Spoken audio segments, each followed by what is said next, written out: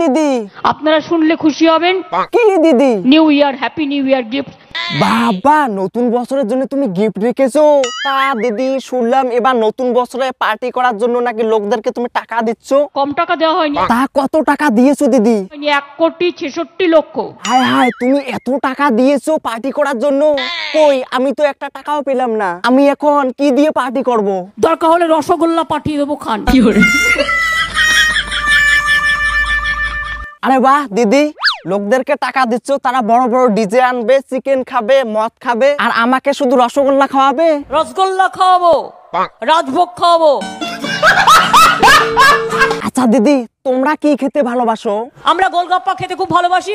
আমরা গোলগাপ্পা খেতে খুব ভালোবাসি। ও আচ্ছা তাই। তা দিদি, তুমি যেহেতু আমাকে রসগোল্লা খাওয়াবে, তো আমারও তো কর্তব্য আছে তোমাকে কিছু খাওয়ানোর। আমি গোলগাপ্পা পাঠিয়ে দেবো, তোমরা সবাই মিলে খাবেন কিন্তু। হ্যাঁ, শুধু আমি খাবো, আর কেউ খাবে না। কেন? তুমি একা খাবে কেন?